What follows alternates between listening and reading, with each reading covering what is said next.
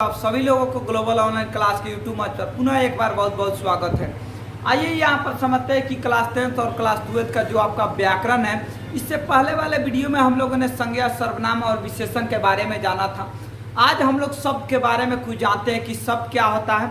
उत्पत्ति के आधार पर सबसे पहले हम लोग जानेंगे कि उत्पत्ति के आधार पर शब्द कितने प्रकार के होते हैं। देखिए, उत्पत्ति के आधार पर शब्द आपको 4 प्रकार के होते हैं। तो यहाँ पर लिखा भी गया है कि उत्पत्ति के आधार पर शब्द के 4 भेद होते हैं। पहला में जो होता है वो आपको तत्सम होता है, दूसरा में जो होता है उसे तद्भव कहते हैं, और तीसरा में जो होता है उसे देशज कहते हैं, और 4 नंबर यानी जो लास्ट नंबर होता है उसे विदेशज कहते हैं। तत्सम क्या है, तद्भव क्या है, देशज क्या है, विदेशज क्या है, एक एक करके ये चारों को हम लोग समझते हैं। सबसे पहले ध्यान किस पर, सबसे पहले ध्यान तत्सम पर। चलिए तत्सम पर ध्यान दीजिए। यहाँ पर लिखा गया है तत्सम में कि संस्कृत का वैसा शब्द जो हिंदी में आने के बाद ज्यों का त्यों प्रयोग होता है, यानी जस का तस प्रयोग होता है, उसे हम लोग तत्सम कहते हैं। यानी संस्कृत का कोई ऐसा शब्द जिसे हिंदी में लाने के बाद ज्यों का त्यों यानी जस का तस प्रयोग करते हैं, उसे आप तत्सम कहेंगे। जैसे माता, तो संस्कृत में भी मते लिखाता है या हिंदी में भी मते लिखाता है। पिता, तो संस्कृत में इसका पिता ही होता है और हिंदी में भी इसका पिता ही होता है। और संस्कृत में भी पत्रे कहते हैं, हिंदी में भी पत्रे कहते हैं। तो संस्कृत का कोई ऐसा शब्द उठाइए जो हिंदी में आने के बाद आपका बदलता नहीं है, बल्कि ज्यों का त्यों रहता है, उसे हम लोग तत्सम कहते हैं। उसके बाद आता है 2 नंबर पर तद्भव। तो संस्कृत का वैसा शब्द जो हिंदी में आने के बाद बदल जाता है, यानी ये बदल जाता है। तो संस्कृत का वैसा शब्द जो हिंदी में आने के बाद बदल जाता है, उसे हम लोग तद्भव कहते हैं। जैसे हस्त, तो संस्कृत में हस्त कहते हैं, लेकिन हिंदी में उसे क्या कहते हैं, हाथ कहते हैं। संस्कृत में अश्व कहते हैं, लेकिन हिंदी में उसे क्या कहते हैं, घोड़ा कहते हैं। तो संस्कृत में आपको हाथ का हस्त कहते हैं, घोड़ा को अश्व कहते हैं, लेकिन हिंदी में आपको हाथ और ये आपको हस्त आ जाएगा संस्कृत में, और हिंदी में आपको ये हाथ। तो ये शब्द आपको बदल रहा है कि नहीं बदल रहा है? यानी संस्कृत में आप अश्व बोले, लेकिन उसी चीज को आप हिंदी में आए तो आप उसको नाम बदल के घोड़ा बोल दिए।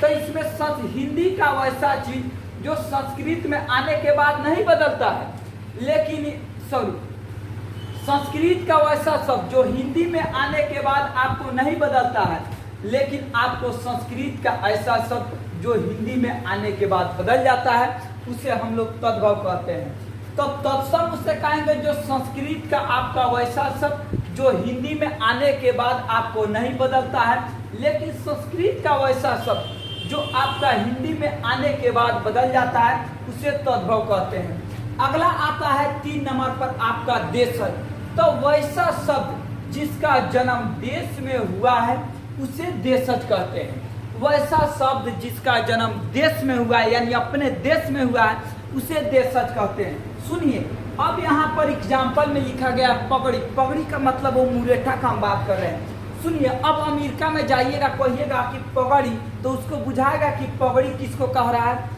अब लोटा यानी पानी पीने वाला लोटा, अगर जाइएगा अमेरिका या विदेश कहीं भी जाइए, इंग्लैंड या कहीं भी जाइए घूमने, और वहां पर कहिएगा 1 लोटा पानी लाओ, बुझवे नहीं करेगा कि लोटा का होता है।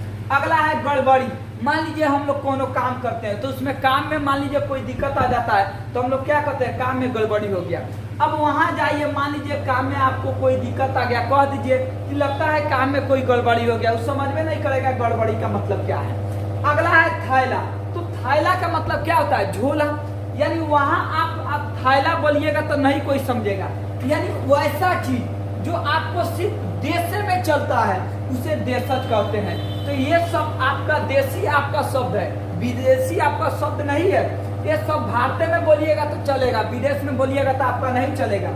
अगला 4 नंबर पर आता है आपको विदेशज। यहाँ पर जो छूट गया विदेशज। तो वैसा शब्द जिसका जन्म विदेश में हुआ है, उसे विदेशज कहते हैं। सुनिए, जैसे हॉस्पिटल, तो हॉस्पिटल कहिएगा, भारत में भी हॉस्पिटल कहिएगा तो लोग समझेगा। अमेरिका जाइए, वहां भी हॉस्पिटल कहिएगा तो लोग समझेगा। इंग्लैंड जाइए, वहां भी हॉस्पिटल कहिएगा तो लोग समझेगा। लेकिन हम लोगों का जो हॉस्पिटल का यहाँ देसी जो हम लोगों का भाषा है, हम लोग क्या बोलते हैं, अस्पताल। तो भारत में अस्पताल बोलिएगा तब भी लोग समझेगा कि रे भाई ये हॉस्पिटल ले जा रहा है, या हॉस्पिटल बोलिएगा तब भी समझेगा कि ये हॉस्पिटल ही ले जा रहा है। लेकिन आप यहीं विदेश में जाके कहिएगा हॉस्पिटल, तब वो आपको पहुंचा देगा हॉस्पिटल। लेकिन कहिएगा तना अस्पताल पहुंचा दीजिए, उसको बातें नहीं बुझाएगा कि अस्पताल का मतलब क्या होता है। तो ये हम लोगों का अपना देसी लैंग्वेज है, विदेशी लैंग्वेज नहीं है। चलिए अगला जो है आपका कैप्टन। तो जो आपका क्रिकेट होता है उसमें जो आपका कैप्टन होता है उसे हम लोग विदेशी में शब्द में क्या कहते हैं, कैप्टन। लेकिन आपका देसी शब्द में क्या आता है, कप्तान। हम लोग कप्तान कप्तान रटते हैं, लेकिन विदेश में जाएंगे कहेंगे कि जरा इंग्लैंड वाला कप्तान को भेजना, तो उस समझ में नहीं करेगा कि कप्तान क्या है। यानी कप्तान हम लोगों का देसी है, आइए आपका कैप्टन क्या है, ये विदेशी है। तो आइए एक बार पुनः फिर से इसको रिवीजन करते हैं। तत्सम, तो संस्कृत का वैसा शब्द जो हिंदी में आने के बाद आपको नहीं बदलता, यानी जस का तस रहता है, उसे तत्सम कहते हैं। जैसे माता, पिता, पति, इस प्रकार से कई भी आपका उदाहरण हो सकता है।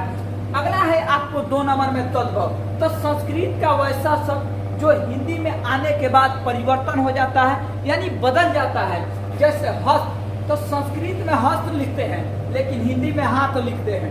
संस्कृत में अश्व लिखते हैं लेकिन हिंदी में आपको घोड़ा लिखते हैं। चलिए 3 नंबर पर है देशज। तो वैसा शब्द जिसका जन्म देश में हुआ है उसे देशज कहते हैं। जैसे पगड़ी, लोटा, गड़बड़ी, थैला, इस प्रकार से और भी हो सकता है। अगला आता है 4 नंबर में आपका विदेशज। तो वैसा शब्द जिसका जन्म विदेशों में हुआ है उसे विदेशज कहेंगे। जैसे हॉस्पिटल, कैप्टन, ये सब आपका विदेशी है, इधर वाला सब आपका देशी है। तो इन्हें का नहीं याद करना है, इन्हें का याद करना है। ये समझाने के लिए आपको इधर लिख दिए थे। तो ये उत्पत्ति के आधार पर ये शब्द आपको हुआ है जो आपको 4 प्रकार का है।